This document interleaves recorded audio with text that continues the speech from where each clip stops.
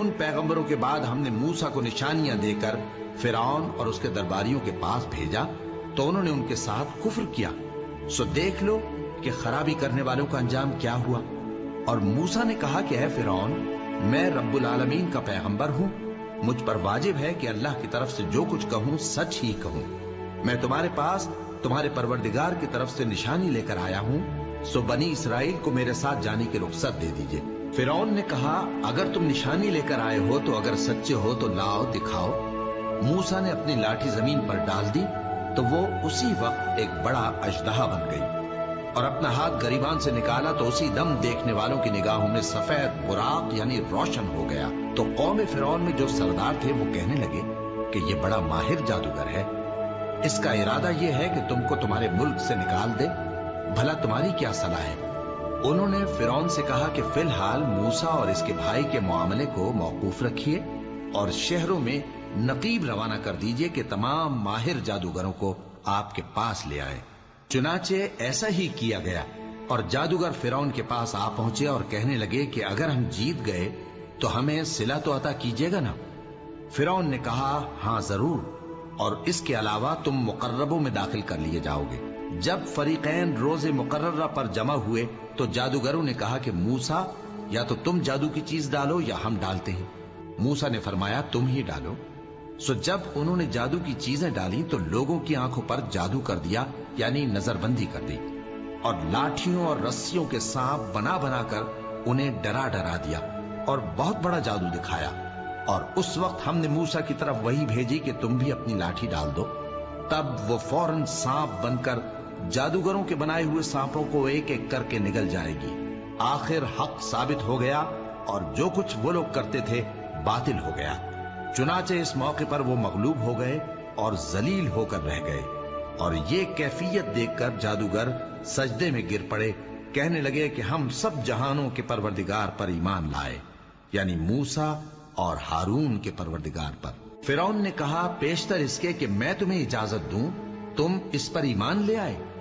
बेशक ये फरेब है जो तुमने मिलकर शहर में किया है ताकि अहले शहर को यहां से निकाल दो। सो अनकरीब इसका नतीजा मालूम कर लोगे। मैं पहले तो तुम्हारे एक तरफ के हाथ और दूसरी तरफ के पांव काट दूंगा, फिर तुम सबको सूली चढ़ा दूंगा।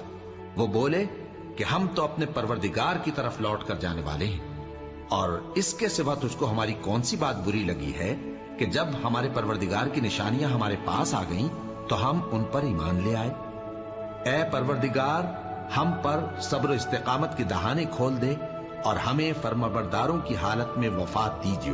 और कौम फिरौन में जो सरदार थे कहने लगे कि क्या आप मूसा और उसकी कौम को छोड़ दीजिएगा कि मुल्क में खराबी करें और आपको और आपके माबूदों को छोड़ दें। उसने कहा कि हम उनके लड़कों को तो कत्ल कर डालेंगे और लड़कियों को जिंदा रहने देंगे, और बिलाशुबा हम उन पर गालिब हैं। मूसा ने अपनी कौम से कहा कि अल्लाह से मदद मांगो और साबित कदम रहो। जमीन तो अल्लाह की है, वो अपने बंदों में से जिसे चाहता है उसका मालिक बनाता है, और अंजाम तो परहेजगारों ही का भला होता है। वो बोले कि तुम्हारे आने से पहले भी हमको अजियतें पहुंचती रहीं और तुम्हारे आने के बाद भी।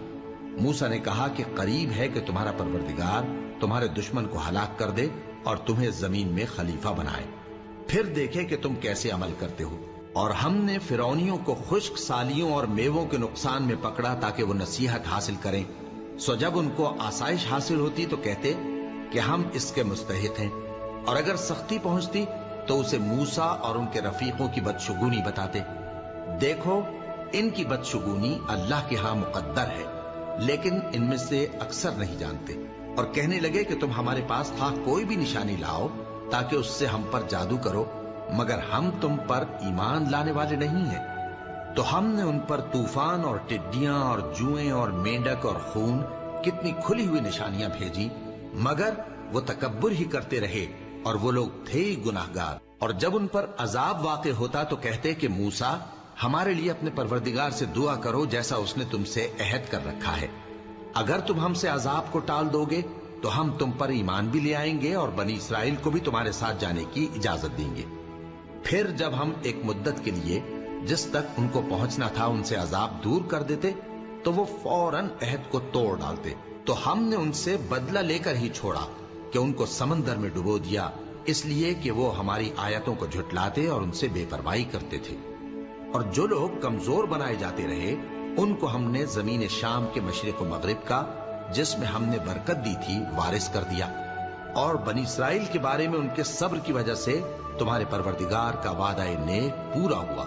اور فرعون اور قوم فرعون جو محل بناتے اور انگور کے باغ جو چھتریوں پر چڑھاتے تھے، سب کو ہم نے تباہ کر دیا۔ اور ہم نے بنی اسرائیل کو سمندر کے پار اتارا تو وہ ایسے لوگوں کے پاس جا پہنچے جو اپنے بتوں کی عبادت کے لیے بیٹھے رہتے تھے۔